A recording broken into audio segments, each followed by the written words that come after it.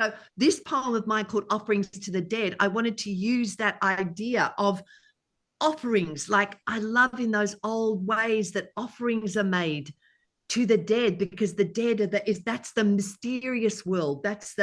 And people leave offerings. It's a beautiful thing. Part of like the prayer flags and the people leaving offerings. And the Etruscans would when they buried their dead, would leave things in the little boats that they could use in the afterlife, food and clothing and blankets. It's just such a beautiful thing to do for me.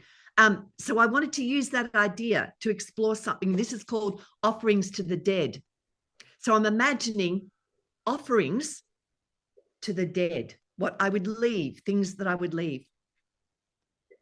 Because they tend to scatter, a gathering.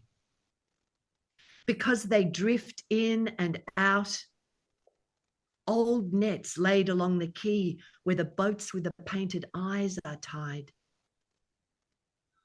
Because they cannot bear it, weight them down with a large stone. Because they lack matter, grain and oil in clay pots. Because they fix their eyes on maternity, milk teeth in a matchbox. Because my hand is cold to their touch, my other hand joining in a new thought, teach us humidity.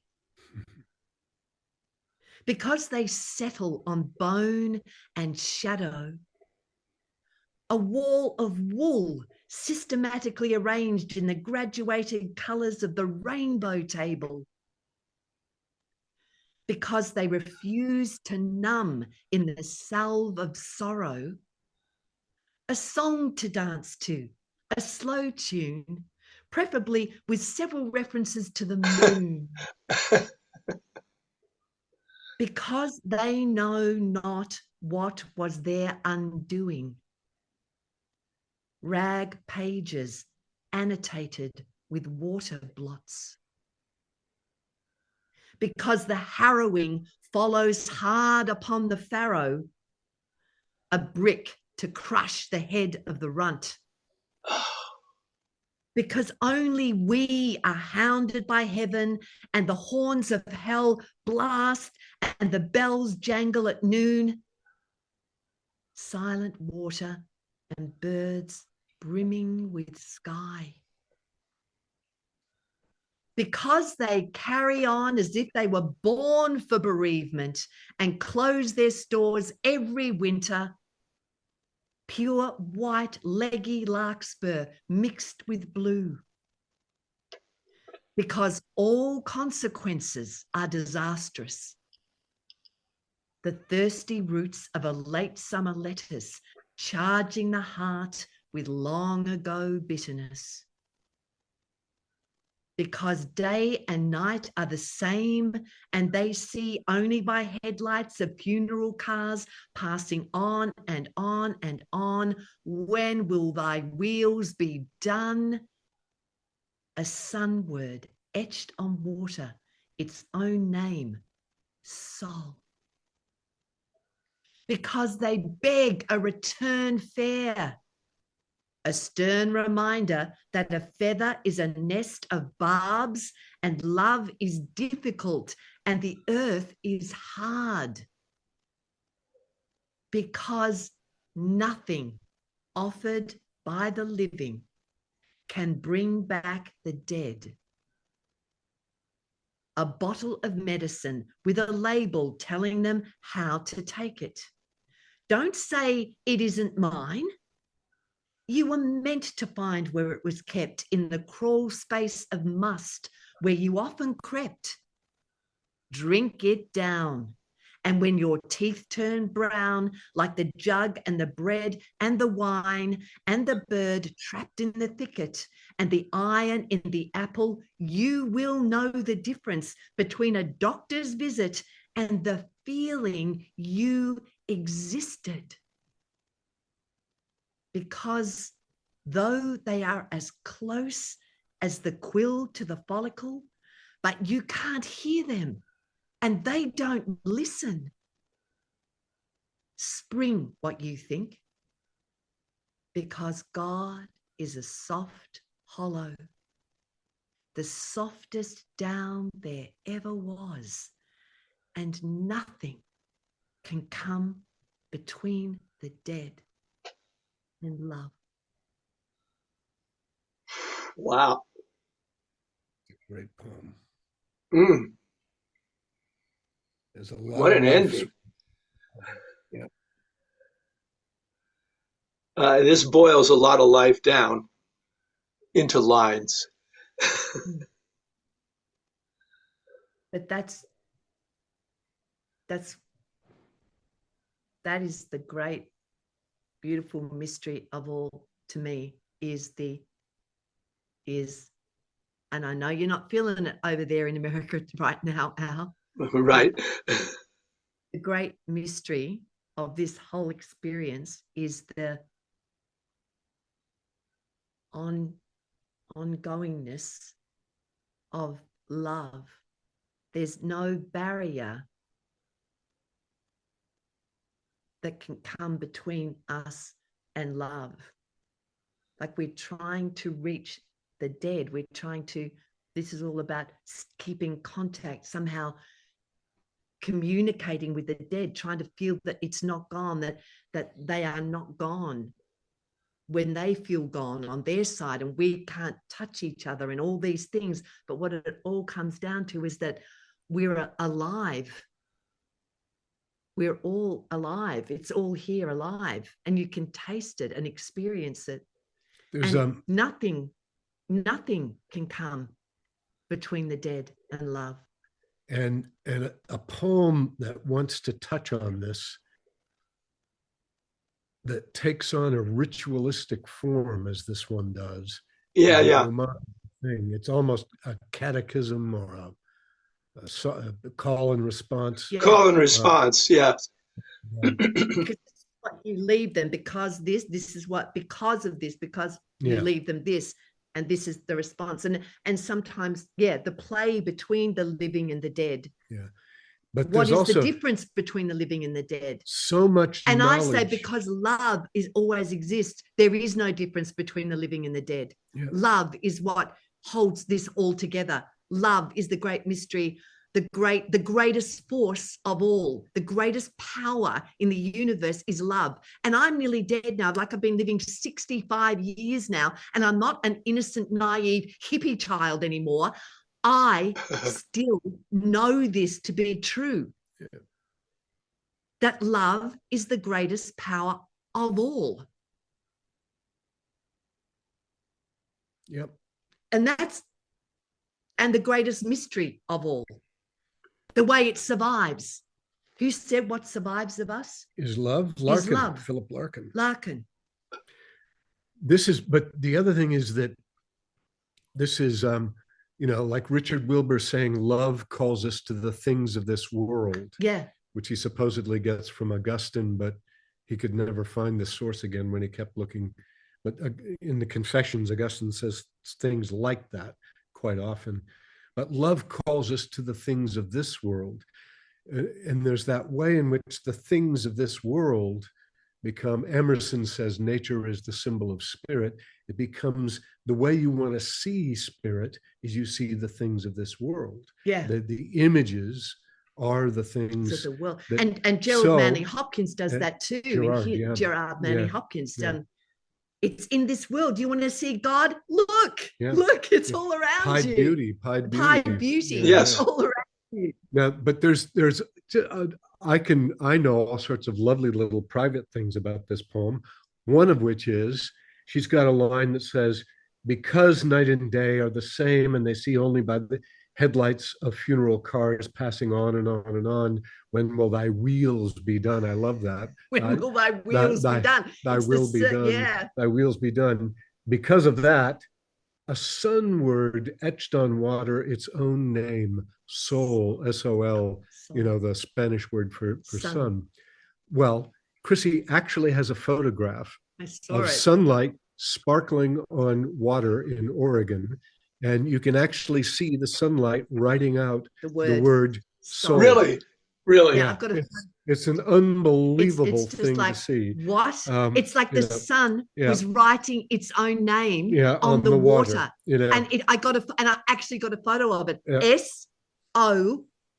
Yeah. Wow. Yeah. It was like a miracle. Nowadays, people would say it was manipulated. It was photoshopped. Yeah. Exactly. It was photoshopped, right? So, but in other words, there's this feeling, this intuition, and in some cases a belief that the world is writing to us. That we are reading the world. We are reading messages in these images, and I think that's a powerful interaction, and I think it's fundamental to the art of poetry. There are little private things in this poem, like when Chrissy was a little girl, she crawled under the house and drank too much medicine that was being stored under the house. Because my dad was a drug Her representative, dad was a drug salesman, pharmaceutical, So there's the crawling into the musty space and drinking down this drug is alluded to. But it's also Alice in Wonderland, right? Drink.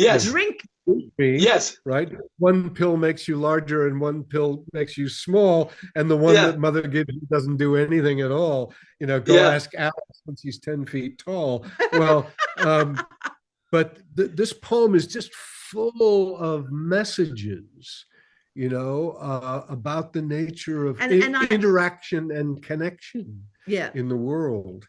Yeah. And I understand with this one that I'm walking that line with that hermetic stuff, with what I'm trying to encourage is the mystery, and say, stop trying to resolve this or make life, by wanting to know things, you're actually making the world smaller. If I could just keep doing this, almost like koans, if these little pieces can work like koans to make it stop. And I love that line when it came to me, how do I stop this? And I just say, spring what you think.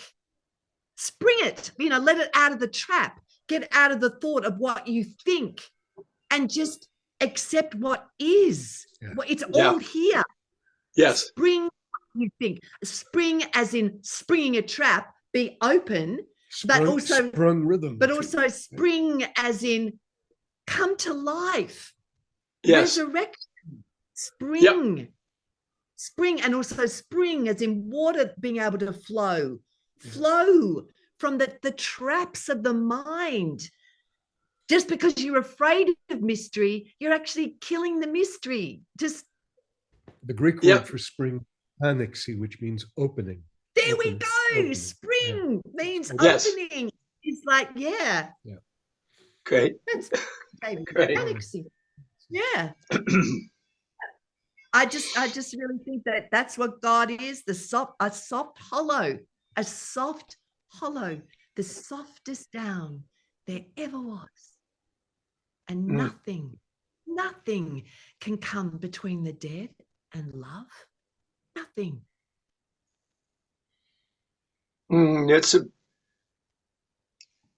It's such a positive statement in a world where we come nowhere near such positive statements.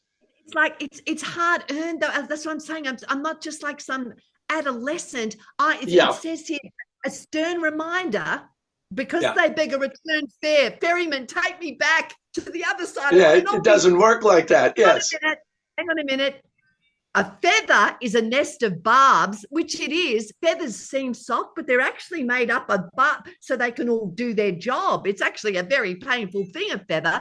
A feather is a nest of barbs, and love is difficult, and the earth is hard.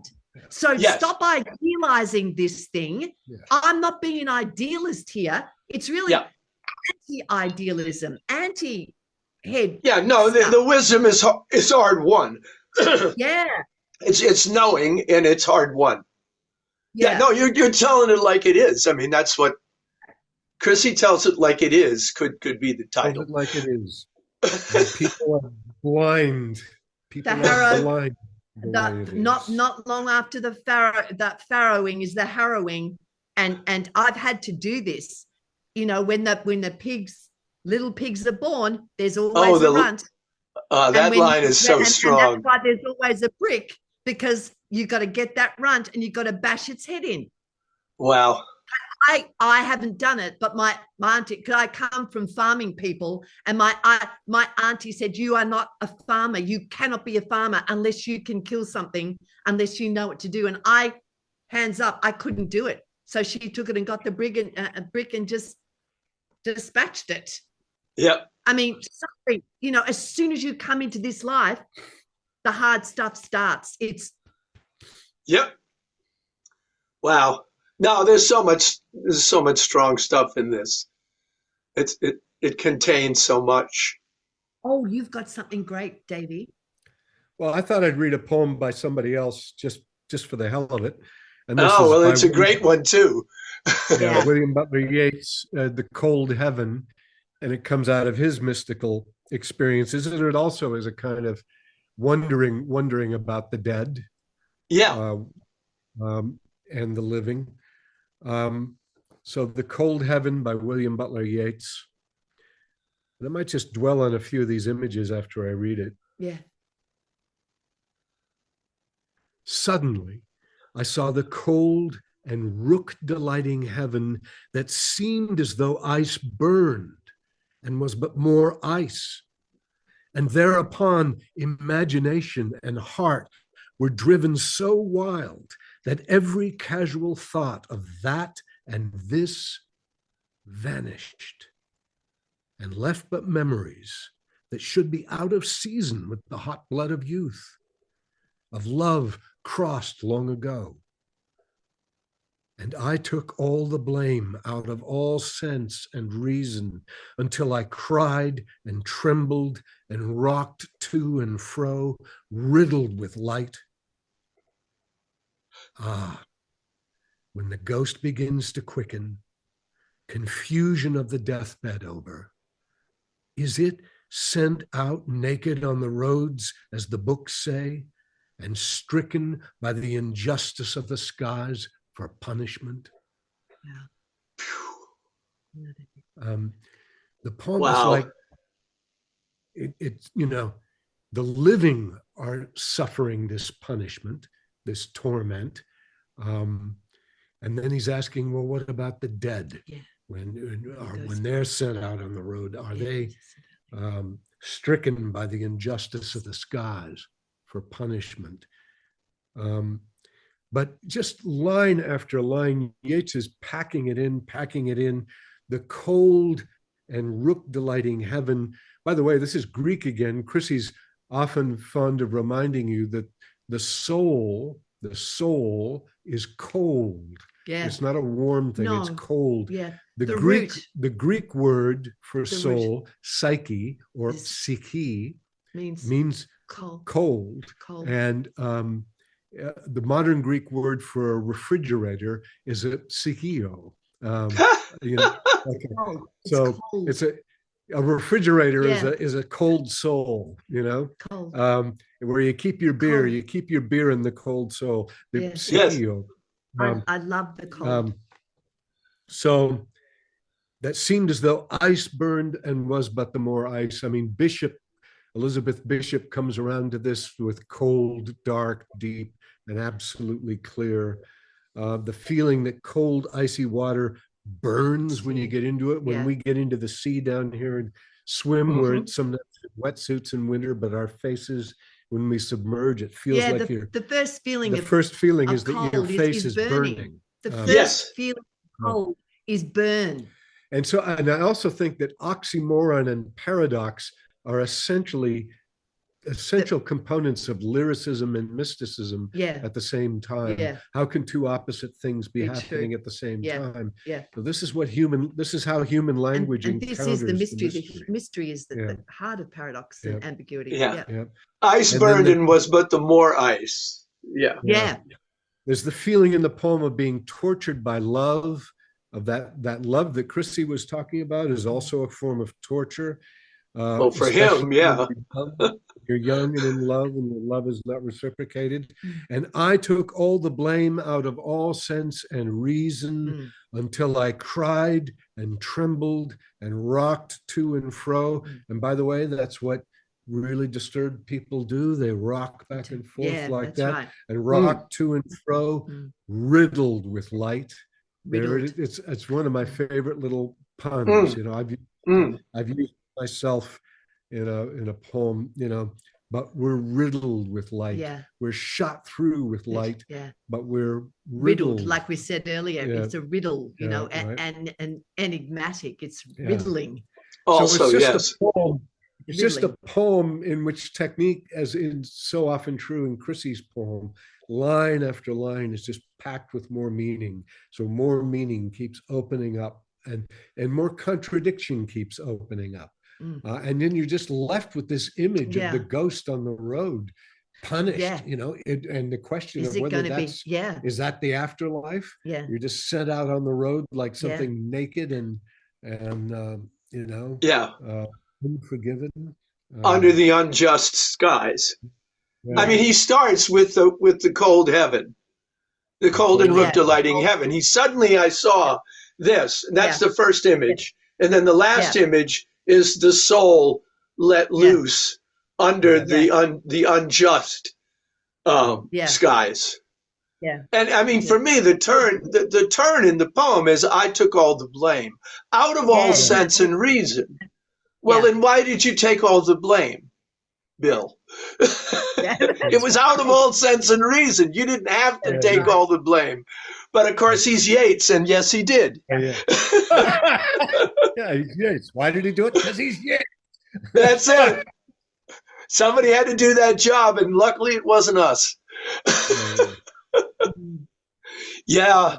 Now this is great. I mean, he's one of my 2 or 3 favorites at the top of the pile. And for these reasons, as you say, he keeps raising the ante with every line. Yeah. You know, he takes Keats's advice and he loads every rift with ore, you know? Yes. So, but yet he's got such soul quirks. Yeah. You know, he's got what I like to use a phrase. I like to say, I describe somebody as having knots in his clothesline. Yeah. And you know how when you got a clothesline, you can't slide anything on it if it's got knots in it. You get stopped every 8 inches because here comes another knot. Well, he's got knots in his clothesline. They're too bad about that boy. So, but I mean, look at what he gave us. I mean, if he weren't the way that he was, we wouldn't have gotten what he gave us. So that's right. I'm just kind of glad that I got what he gave me and I didn't have to go through what he went through. Yeah. Because, oh my God. Yeah. You know. Yeah. He burned himself to a cinder by the time he died at 73. He was used up, but he was still trying. On his deathbed, he was still trying to write. That was like, the circus animal's desertion. Yeah, seriously, that's when he was really old. Was that one of his last? Doing that. But right quite, up there, Cool and Comforted is more like his last poem, and that's a hell of a poem. But I think generally he keeps getting stronger as he progresses. So that like his last, what's his last book? A Full Moon in March, or that's a later one. That's 1935. I think, but the last poems are, for me, are he kept deepening. Yeah.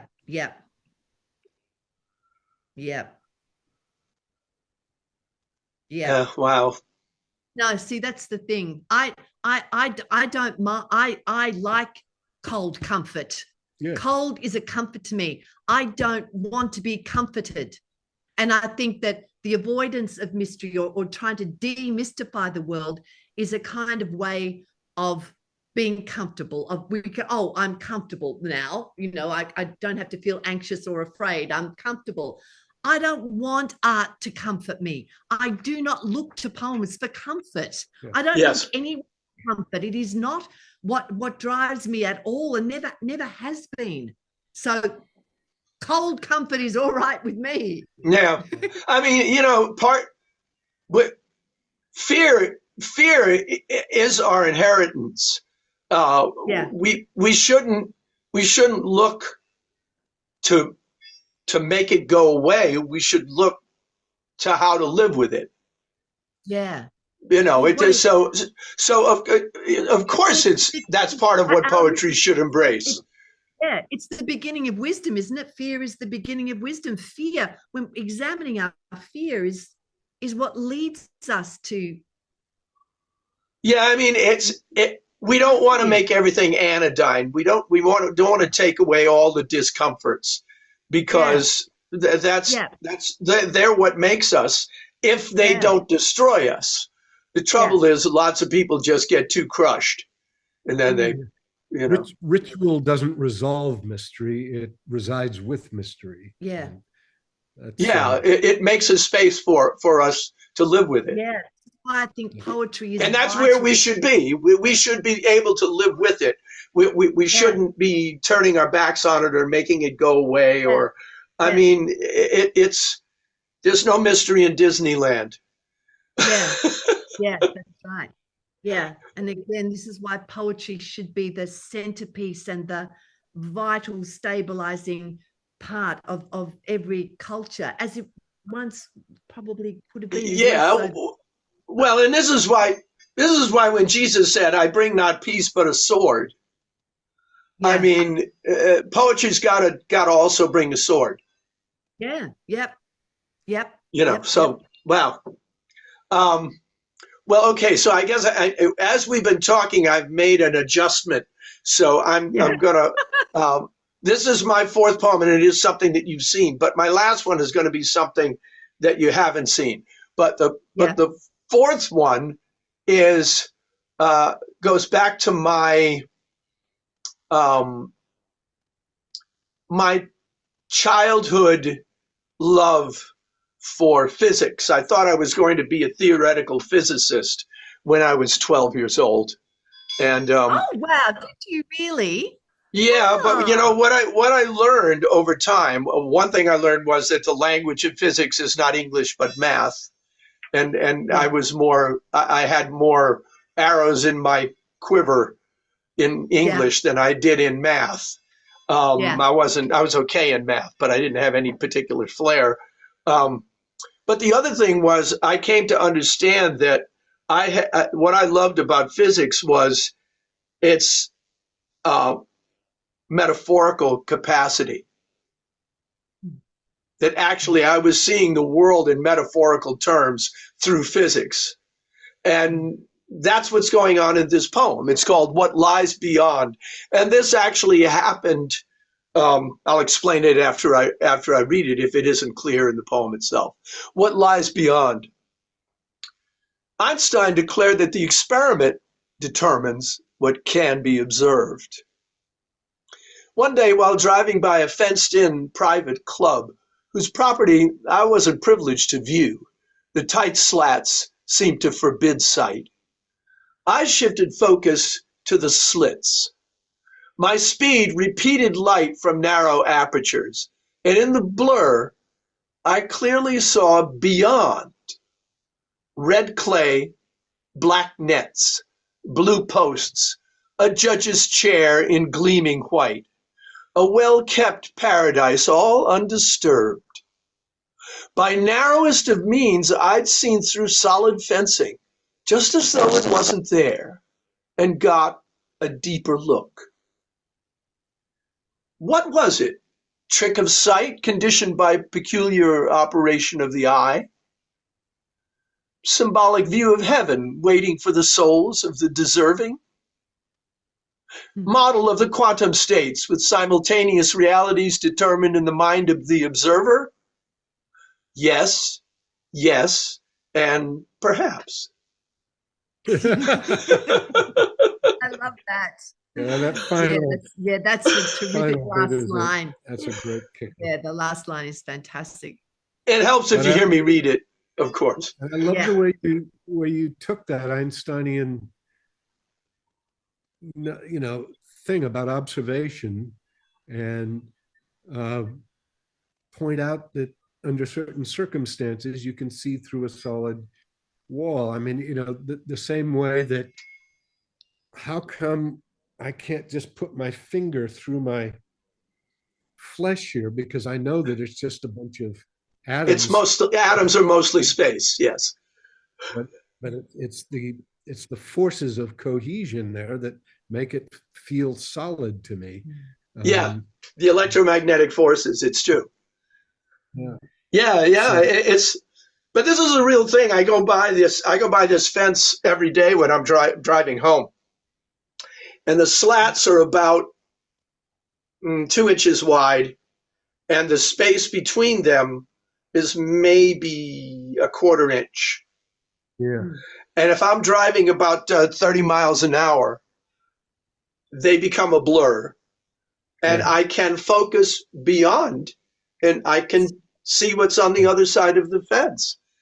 That's amazing. See, what I love about this is a perfect metaphor for the whole mystery thing. Because in one sense, this is a fenced-in private club, that's those words before about initiated. You have to be an initiate to be part of that club. So you're outside as the uninitiated.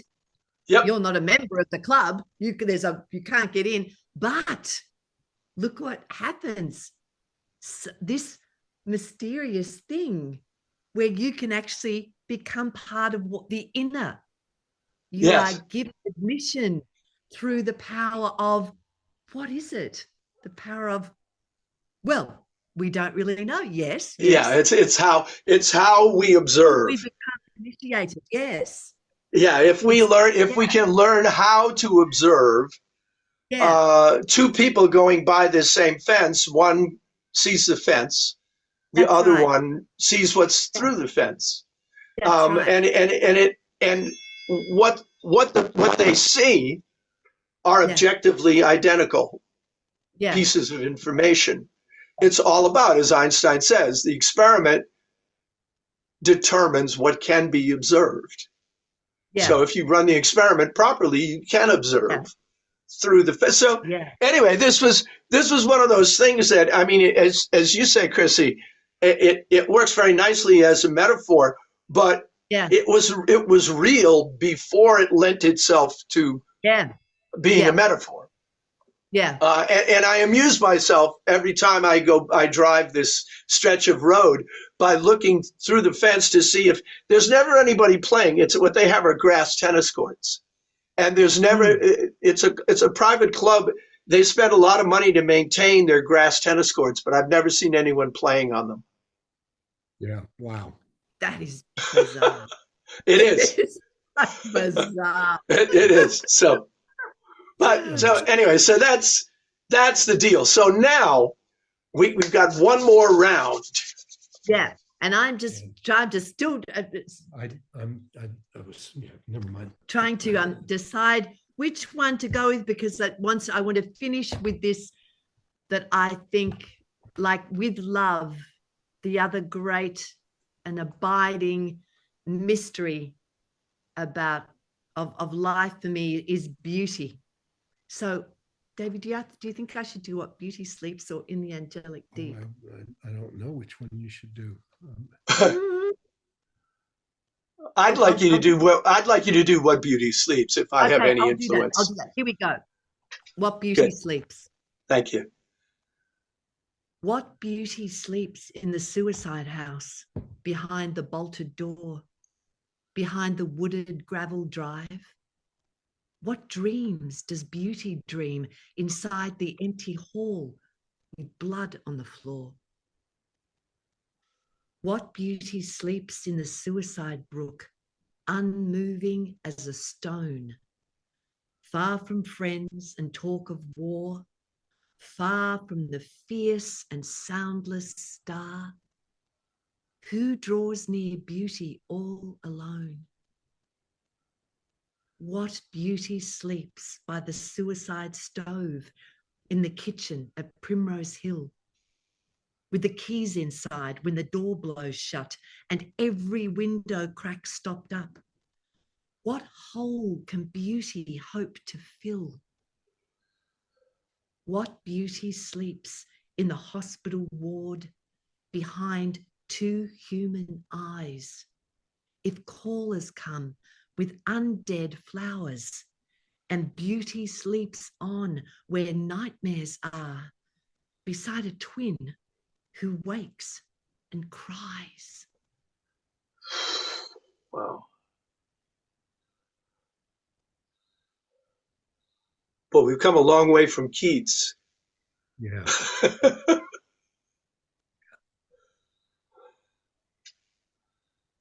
I just think it's so hard to, there's poems because you can't put certain things into words, the most important things into words. That's why we have poems, because we don't have words. So yeah, to paraphrase that for me is just like, I can tell you that most of the travel I've done in my life is in effect a pilgrimage. I can't see a point of travel without it being a pilgrimage. And I'm being a pilgrim to the places and the people that have meant the most to me in my life, that have given their life for my life. So the first one is Hemingway. The first stanza is Hemingway is going to. Wow. So the first stanza is, what's the place called, Davey? Where Hemingway's house? It's in Idaho. It's in Ketchum. Ketchum. Yeah. Ketchum, yes, in Idaho. So we're in Ketchum in Idaho, and I went to his grave, and it was just beautiful. There's a bottle of absinthe on the grave. Somebody had left a bottle. Of course. Yeah. But we went and we met in a cafe in town, somebody who knew the Hemingways and told us where the house was, gave us directions to the house where Hemingway killed himself in the front hall. Wow. And you can't see, she said, you go down. So we found it. We found it's along a driveway. You can't see, there's a gravel driveway and it's wooded. So you can't actually see the end of the driveway looking towards where the house must be. So that gave me the image of the first stanza. And inside, what that vision, what that scene must have looked like for the first person who entered the house and saw the floor, a dead Hemingway with his head open. And I mean, his wife Mary found him, right? Is that right? Yeah. Mary found him. I mean, what? Yeah. Yeah. The next stanza is Virginia Woolf. And that was one of the most powerful, I mean, they're all powerful moments for me, but Virginia Woolf, and I went to her place at Monk's house, and her studio in the garden at Monk's house that Leonard fixed up for her from a garden shed, where she left her suicide note on the shelf there. And the window looks straight out. Then there's a garden path where a garden gate at the end of the garden that opens right out onto the downs where she would walk, and you can look straight down the downs, over the downs to the river Ouse where she walked that day. Yep. And just filled up her stones with rocks and just walked into the river. So you can actually, it's powerful to stand there and know she did this. She put that note on the thing. She put on her coat. She walked out this very door, walked through that gate, and headed down, deliberately walked into that, picked up the stones, walked into the water, and just let herself go under. It's powerful. It's powerful, Al, to be there. The next one is Sylvia Plath, which was just powerful again, because you stand there. There's the house. There's a house around the corner where she lived with Ted when they were married, but just around the corner is the house where she killed herself, and it's Yeats's house. And that the plaque on it is not Sylvia Plath died here. The blue plaque that you see all around London, that give you where famous people lived, it says Yeats lived here. That's how you know it's the house that's where Sylvia died, because that's the Wow. reason she wanted to rent that house, is because it was Yates's house, and she was doing that just like I did for her. It was her kind of like, oh, let me live where Yates lived, or it's following on the life and death. Yes. And so that's where she died. And so I stood opposite just on the footpath opposite, just looking at it, because it was like so powerful, and all I could imagine was them bringing out her body on a stretcher and an ambulance there, and going, oh my God, this is where Sylvia lived, and she died in that kitchen. Oh my God. So the last one is, what would you say, Davey? The last stanza, marvelous mystery. The last is a mystery, because now I'm in this state, like, there is something, I think it's what we're talking about death and the mystery of death, and the pull of death, and how close that comes to beauty, or the beautiful, or this is so hard to talk about. Death is the mother of beauty, is what Wallace Stevens says. Yes, and I completely understand that. There is something incredibly twinned, the twins who wakes and cries, between death and beauty. I know that the moment my first experience of death was the moment beauty was born into the world too. It really was. Things become beautiful when you know they don't last. Death allows beauty. It's that, and it's also all run through this too, is a whole seam of folk tale about sleeping beauty, what beauty sleeps. It, like, when I went to all these places where these people died, they're all so beautiful, and I imagine the beautiful scene, or almost like scenes of death can be beautiful, like the pre-Raphaelite images of death, or there's beauty is very close here. This is part of the mystery.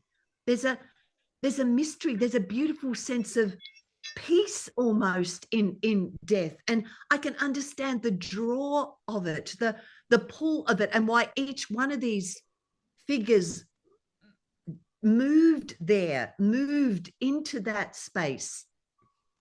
The closeness between sleep and death. Yeah. Sleeping beauty, and she's woken.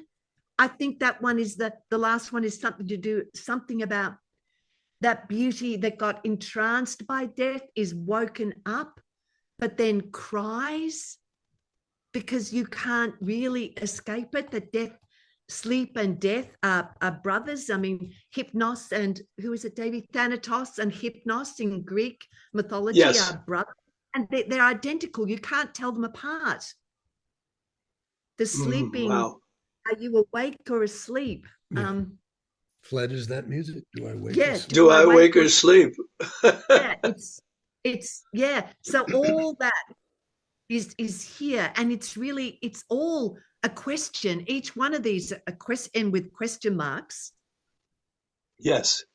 I'm just trying to show something, some connectedness between death and beauty. There's a profound beauty, and I'm talking about deep beauty, not surface, but deep beauty about all this, about the suffering involved in all this, and it's transience that gives beauty its power. Yeah. That's why artificial flowers can't be beautiful, because they won't fade. Yeah. And so they're inextricably linked, as you say. Well, that's why I said we're a long way from Keats, because he just kind of uses it as a term, but you really get into cases here, into how how it plays out in life and death. And people who we normally think of as trafficking in beauty, because it's convenient to think of poets as being beauty merchants, as though that's kind of the goal. Although we understand that it is we're looking for something beyond. We're not looking for beauty as a goal. No. And did they die? Did that complete? Because all of them are so deliberate, they're so thought through, and like, did they stop feeling any beauty in life? Did it stop being beautiful? Yeah. Well, that is a mystery, because it's imponderable whether at that moment they found a way to merge the beauty of life with the ending of life. Yeah. Yeah. That they become naturally wedded. That instead of a turning away from life, it's an embracing of death. Yes. So I mean, this is deep stuff. I mean, that you're dealing with in this poem. It is, and I want it to be mythic. I wanted it to be mythic. I think you don't have to know. I don't know. Al, does that make any difference to you, or did you suspect, looking through, who those stanzas might have referred to or might have inspired? No, I didn't get far enough. Yeah, I mean, the only person I know the basics of Virginia Woolf's suicide. I know a lot more about Hemingway's suicide. Didn't know much about Plath's. So I wouldn't have been equipped to. But I don't think it's matters. I hope it doesn't matter. It shouldn't matter. No, I don't think it's a good extra thing to know. But it's not where the poem lives. The poem lives in what you say about these circumstances. And so the power of it comes through. It's very obvious that it's discrete, specific stuff. There is a kitchen at Primrose Hill. This isn't, there's a house and somewhere in the woods. It's very discrete. And I was so relieved when this poem was accepted for publication. I was so pleased that the poetry editor wrote to me and said, this poem gave me chills. It was just like, it kind of shocked me in that mysterious way. And I was so pleased to know that it moved. She said, it really got to me. It moved me. It got to me without knowing that. So that was a relief to me. So I'm glad. That's good. I was going to ask if you got any feedback on it. So obviously you had that. The editor who published it wrote to me and said it just really got me. It got me. It got through. And it's because I'm such a weird writer. I'm always concerned about that line, as I've said before. Is this too hermetic? Or because I don't like. Not everything needs to be said. I don't want to say it. I don't want to say it. So how can I say it without saying it? Yes, but there's a force in the language that comes through. Yeah, that's what. Whether you know the references or not. Yeah. So it's and it keeps bringing you back to a reassessment of the nature of beauty itself. That's the through line, and you don't have to know what it's quote unquote about. It brings you back, and the images are strong. I mean, I didn't understand the twin who wakes and cries, but that line has an authority within the image itself that doesn't require explication. Right. To me. Beauty is still asleep, sleeping beauty. Beauty sleeps on where nightmares are, beside a twin who wakes and cries. Yeah. There's some deep connection we have to deep things that, oh, God. I mean, it is haunting. It's absolutely haunting, even if you're not, an adept with the specifics of the various suicides, because all the language tends towards conclusions. The empty hall with blood on the floor, the door blows shut, every window crack stopped up. It's not opening out into broad sunlit uplands, it's narrowing in. So no, I think You know, Also, I buy it. it also comes in, brings into me the whole initiated, uninitiated. Like we who are outside looking in feel like we don't understand, but there's an initiated, those who are within too. I mean, we can be both perspectives. We can be, that's part of the mystery, is that how we can be on both ends of the mystery. We can be the beauty that sleeps on and the one that wakes and cries. Yeah. Oh, Yep. it's so hard to talk about how, but I feel it. I feel that there's that's why her poems are so great, is that they always push up against the thing you can't say. Yeah. Right. But you feel a force of that. You feel a pressure of that.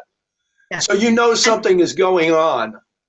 Yeah. You know, you feel that something is at stake, and you feel that something important is going on. That you're not being, that isn't being read to you chapter and verse. Yeah. But it's being given to you a different way. So I mean, that saying it without saying it that's that's another way of saying tell all the truth but tell it slant. You know. That's right. Yeah. And beauty is not just prettiness, it's not this superficial thing. Beauty is on the floor. Beauty. Yeah, it's not pretty. It's not pretty at all. No, it's whenever I teach poetry classes, and sooner or later I always say it's not about making something pretty. There's got to be some blood. I actually use that phrase. I said there's got to be some blood on the floor. That's so interesting, Al. That's great. I actually use that phrase. There's got to be some blood on the floor. And then I always use Frost's line where he says, no tears in the writer, no tears in the reader. Yes, that's right. I mean, you got to pay for these things. You don't just skate in and hold up a card.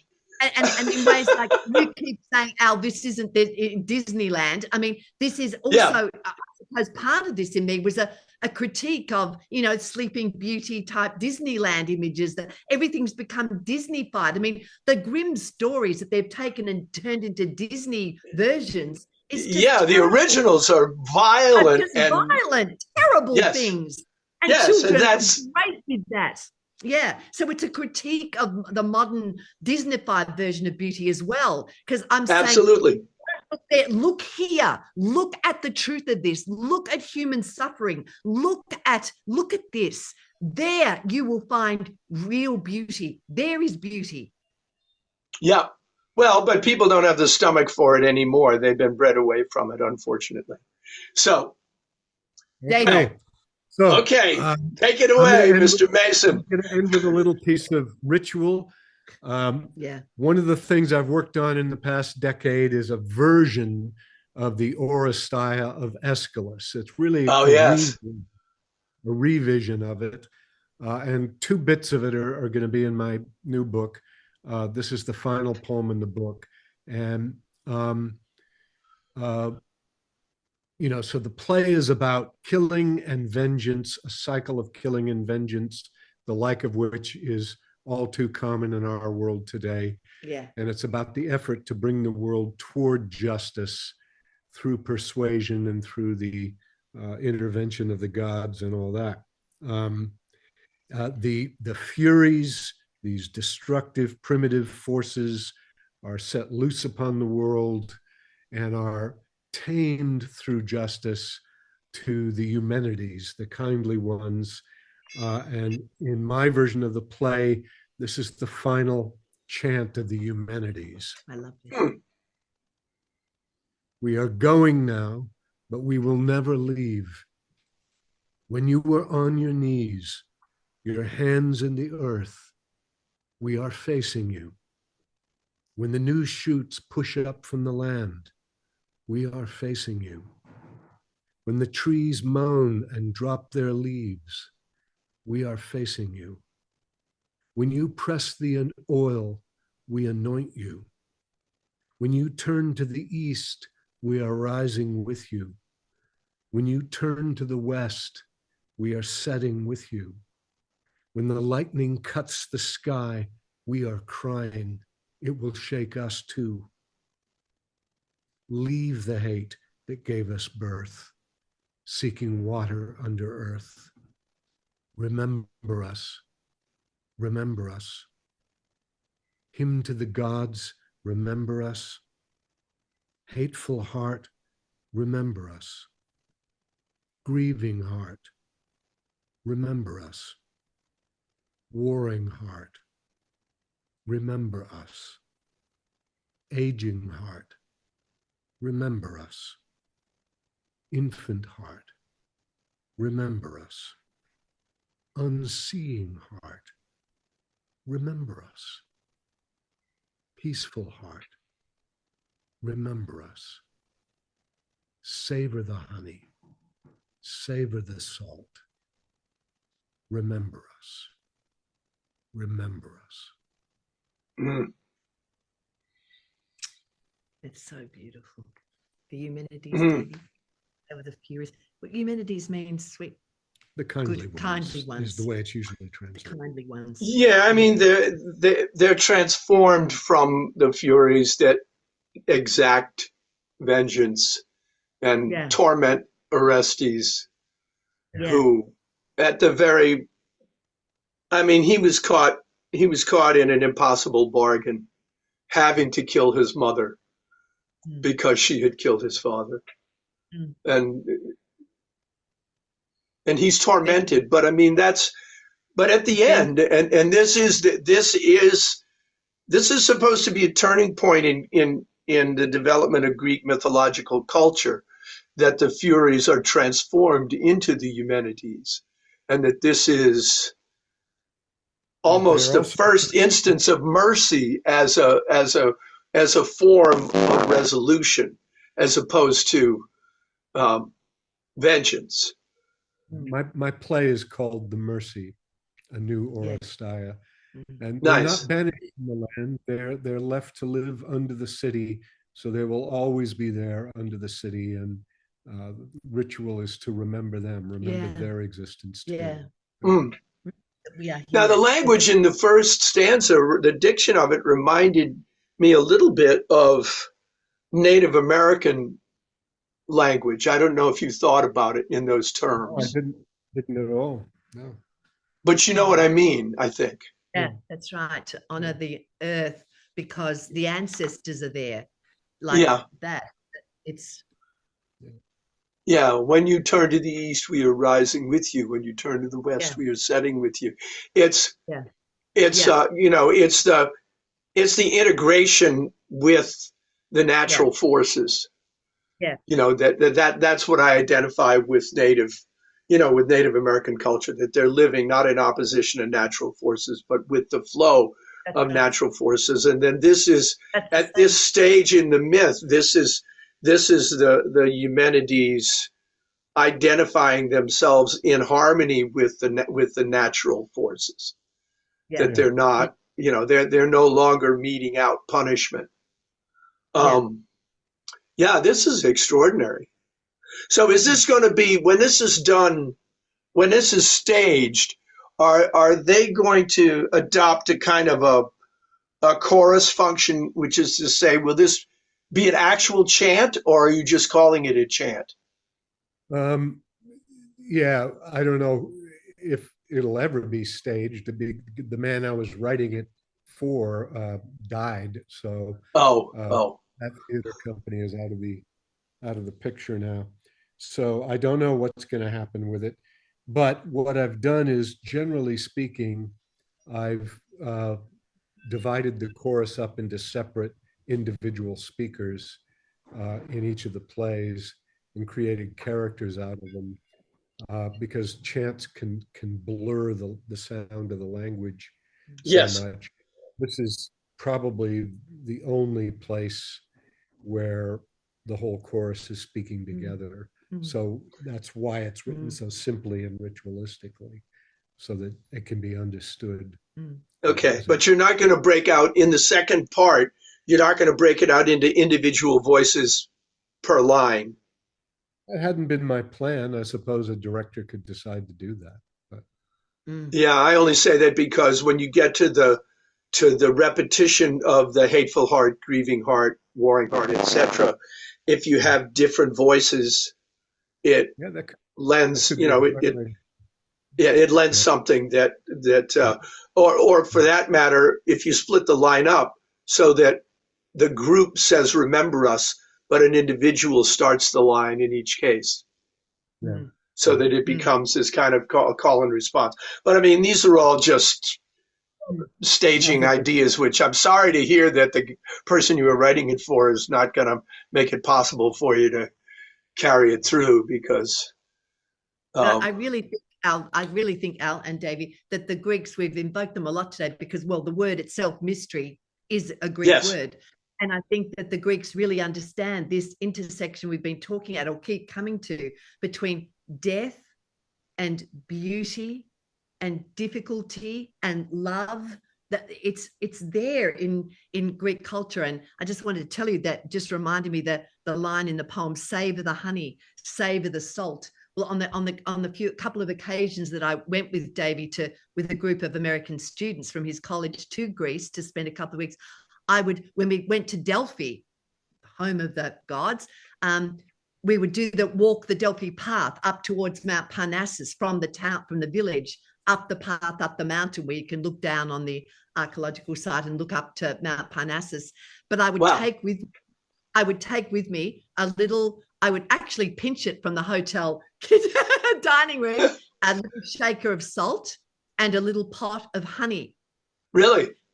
Got to the top of the path where the spring is, a sacred spring, and this beautiful valley of Delphi down below, I would sit them down and say, hold out your hands like this, and I would put some little bit of salt there on their hand, little bit of honey there, and so okay, now taste them together. Lick that and lick that. Yep. Lick the salt and lick the honey, and let that taste of those two things mingle in you. There you have it. That's life. It is the salt and it is the honey. It is the bittersweet. As Sappho said, it is the sweet bitter. It is the sweet bitter. So is that part of, where did you get that from? Me. I just thought you've got to get them to do this in their bodies. This Greek stuff we're teaching them. I mean, I can imagine, we don't know what the Elysian mysteries were like, but I can imagine that they would do something like that, you would combine those things. Okay, young virgin maidens, here, have some honey, now have some salt. Take that with you. Take those opposites and know that this is what life is. This is the sweet bitter of life. So no, I just thought of that. I thought, I want to blow their minds and give them an experience, an actual physical experience, sitting there at the very birthplace of the gods, and say, taste honey and salt together and know that this is the life that you're stepping into. This is life, and stop wanting it to be all honey. And stop thinking that saltiness is bad, that we should get rid of the bad experiences. Stop judging. Yep. Oh, I buy it. I was just curious where you got it, or where it came from. Because I buy it as it might have been an ancient ritual. The other thing for me, when I was first really getting interested in poetry, Carl Sandburg put out a book in 1964 called Honey and Salt. Oh, I didn't know that. It's one of his last. It's one of his last. And the interesting thing about it for me is that the hardcover, when it came out, I bought it. And it's the only book I've ever bought that had an absolutely distinctive smell. Wow. It had almost a citrus smell to it, but I'd never smelled a book before, and it jumped out at me because it was the first book I ever had in my hands that got into my nose. I didn't think of books, except if they were musty or dusty. I didn't think books had their smells. But Carl Sandburg's Honey and Salt, now probably the smell is long vanished. It's a long time since 1964. But I remember very vividly the smell of that book when I first bought it. That's amazing. So the smell. Yeah. No, I think I was just thinking of Sappho and the sweet bitter, Sappho's sweet bitter, and thinking, what have I got? Well, I can just get honey and salt. It's so. Glikipikro is her word. Glikipikro, sweet bitter. Wow. Glikipikro. That's good. Sweet bitter. Sweet bitter. That's the mystery right there, Al. Sweet bitter. Okay, so I'm gonna conclude the proceedings by calling an audible, and I'm gonna read it. I'm gonna read something different from my book, which just came out in April, Into the Dance. Wow. There it is. Oh, Into the Dance. How beautiful. Into the Dance, it's called. And this is a poem called Outside of Time, because we started tonight by talking about time, and we've talked about the essence of the mystery of time. Yeah. And we've talked a lot about life and death and beauty and death, and all of those things converge in this poem. Outside of Time. The game could not begin. There was no game as yet, with all the pieces in the box. And all was one, and you and I were one, and were not, both at once, the same. There was no time, neither before nor after. Presence and absence also were the same. Here was in no way different from there. To be and not to be, no difference. Opposites, there were no opposites. Light and darkness were not separated. Outside of time, there could be no beginning. Ending and beginning are the same. So you and I were one and not apart. So shall we be outside of time again. Oh, beautiful, wow, beautiful. Is that a sonnet? No, it's not anything, I don't think. It's just couplets. Had a sonnet-like feel to it to me. I don't know why. Yeah. But that's just beautiful. That's what we've been saying. Well, it's kind of an expression of a form of faith. What's it called? Outside of time. What's it called? Outside of time. And it's in the book it's in is Into the Dance, which just came out in April. Right. Yeah. But yeah, that's as we were going into the latter stages, I realized that that poem talks about mystery as well. Yeah. It's and depending on how you take it, it can offer a kind of a comfort. Yeah. Well, I think it's true. I think that mystery, rather than like something that things we don't know shouldn't need to trouble us, because the very presence of it can be a comfort. Well, where it does. It's very Yeatsian too. That's his image for unity of being, or one of his images for unity of being, is the dance. Yeah. O body swayed to a brightening glance, how can I know the dancer from the dance? Yes. That whole notion of unity of being, of balance, of something that strikes that moment of equipoise and then falls away from it. I mean, Keats is involved in that, and it's a really important human notion of what it is to be ecstatic, to be beside oneself, as it were, outside of things and inside, things. Yeah. You know.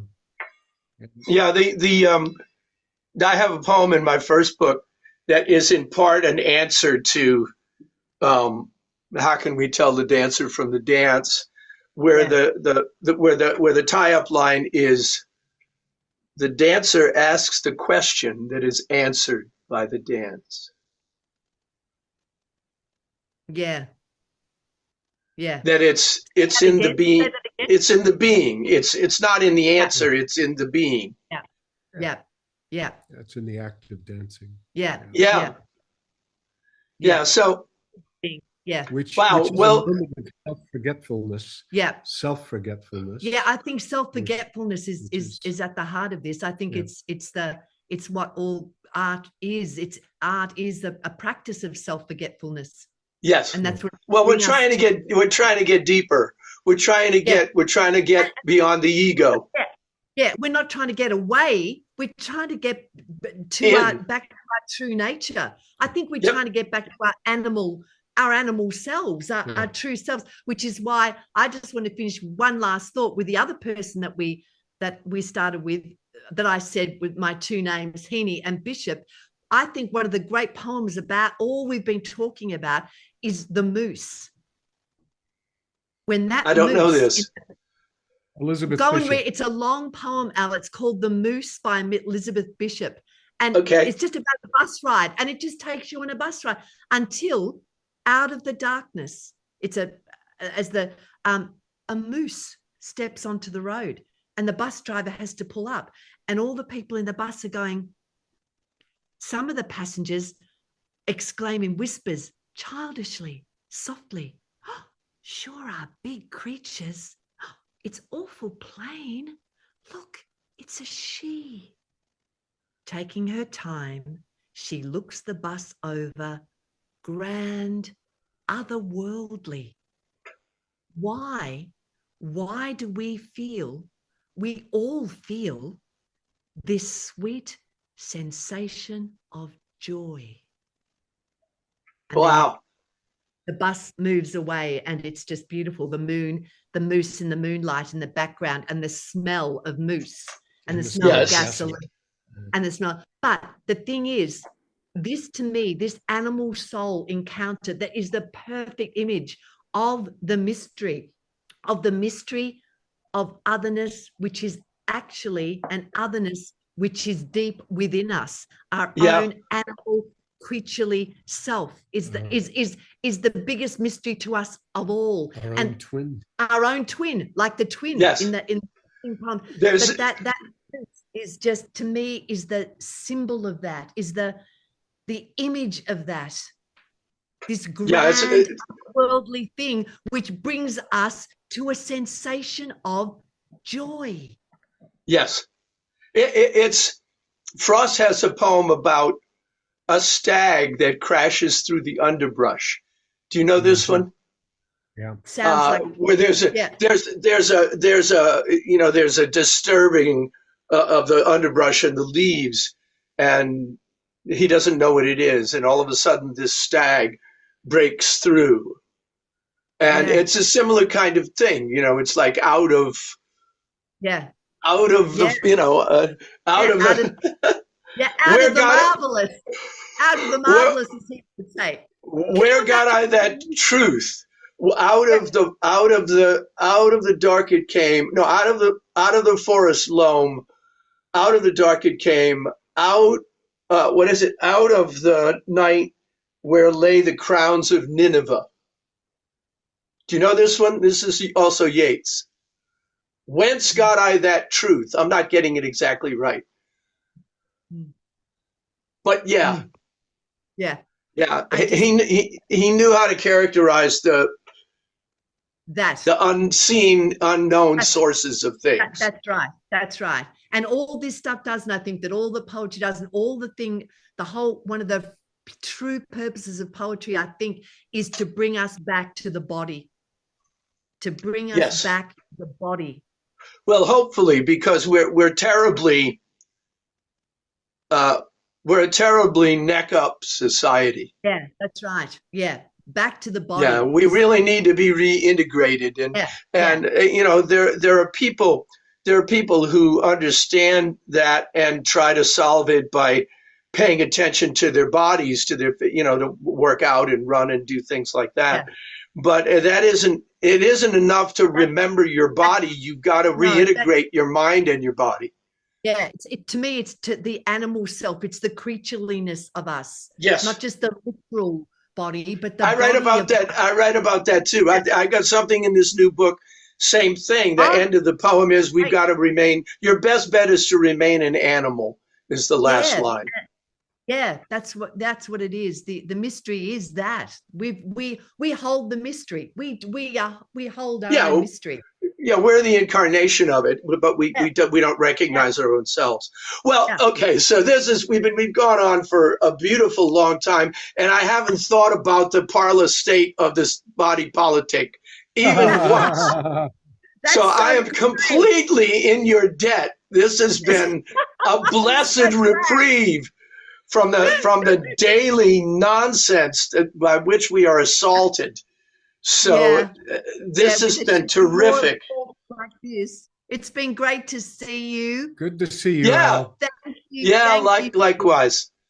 Now I'm inspired, and I've got to go and finish my whodunit poem. Yeah. Yeah, well, now I took some notes. I've got to go. I got to look up some poems, and they're all very good. Yeah. Well, blessings upon you. Blessings on you. And may we meet in a year from now. May we be back together again. Well, I hope we meet in person. That would be nice. Yes. But who knows?